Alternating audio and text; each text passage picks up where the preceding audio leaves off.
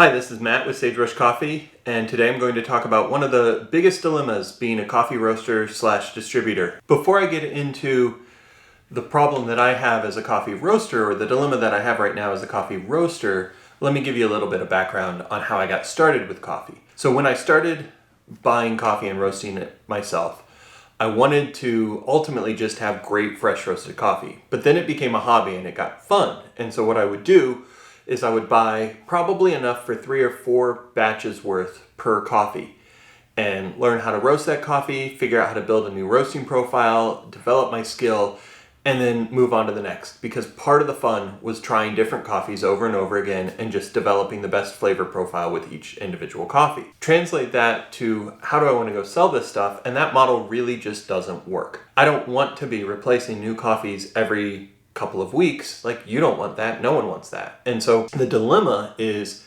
how do I pick the right coffees for the right amount of time that you guys get both experiences? The experience of being able to have a consistent coffee bean over and over again, and try new amazing coffees. And so that's the dilemma. As I developed the business, we learned very quickly that people like to drink the same coffee over and over and over again. That's natural. Most people do. My in-laws still drink the same blend from Starbucks that they did 20 years ago. This is just a normal thing with people. And yet that doesn't necessarily translate to fresh roasted coffee. If you think of coffee as a crop, then there's seasons, there's things that go into that. It can't actually be the same thing over and over again for the most part, especially when you're talking single origin coffee. Coffee, as we've talked about before, grows on trees. It's the pit of the cherry. Coffee has seasonality. We'll actually talk about that more in some upcoming YouTube videos and blog posts about the seasons and the different regions and how those are affected. But what we need to know today is that the same coffee doesn't just automatically come year after year after year. There's different flavor profiles even from the same farm. And so how do we go about handling that? Well, we kind of have multiple approaches to it. Knowing that coffee is seasonal, knowing that each individual farm has really primarily one crop year, what do we do if we want to have the right menu of coffees at any time during the year to be able to give you guys, the customers, the best coffee available? There's a couple of approaches. Some businesses go with blends. They have blends that have a similar flavor profile that goes year over year over year. We've tried that. We actually had the 985 blend for the last 3 or 4 years, and we just discontinued it. We did that because we felt like it was hard to maintain the quality expectation that we have and continue offering a similar flavor profile in a blend year over year over year. I frankly just don't trust blends. I don't think they're great. So that's not the solution. What's another solution? You could offer the same coffee from the same farm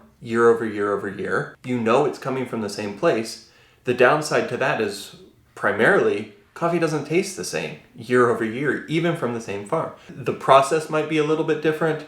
The ripeness of the cherries, the climate that year might have different rain and affect it differently. You just can't guarantee it has the same flavor profile every single year. That's a help, but it's not the solution. Another solution that we've actually done is look at a specific coffee region, a specific coffee process, know that these are tasting notes that we want to be able to drive home, and then try to match those tasting notes up with the best coffee we have. Honestly, that's the best way we've figured out how to provide a similar coffee year over year over year. I don't know that that's the best solution out there, but that's what we've done. You think about this, and let's say that I've got an amazing coffee. I just traced the best dry process Ethiopian coffee I've had in 5 years. The first step, when I realized that this coffee is as good as I thought it was and is selling as well as I had hoped, is I'll go try to snatch up 1 year's worth of coffee as quickly as possible. That way we can at least sell that coffee for the entirety of the crop year. However, that coffee is not going to taste as good next year, and there's not any guarantees I can even get my hands on it next year. Once that happens,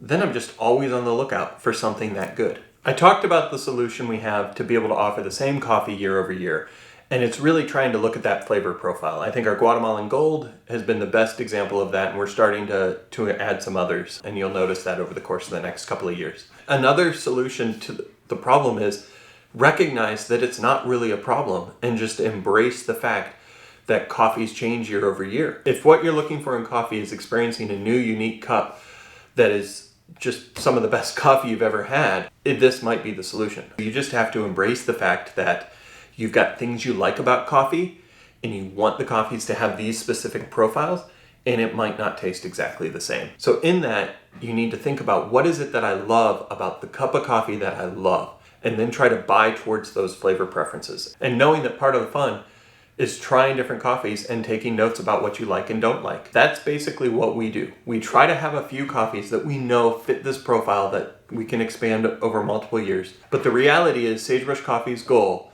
is to put on display the hard work that happens at Origin and to find the best coffee we can find in a broad spectrum of flavor profiles. Most of our coffees we try to have for an entire year, at least 6 months. It's hard to predict when you find a good coffee. I encourage you to buy it over and over again, but embrace the fact that that might not be there tomorrow and you can find another new coffee that you love. Well, thank you for watching our video about the dilemma of a coffee roaster. I hope this actually helps encourage you when you are shopping for coffees. And if you liked this video, if you thought it was helpful, go ahead and like it, subscribe, hit the notifications button so you can hear more videos. We're trying to produce these as frequently as we can. Thanks.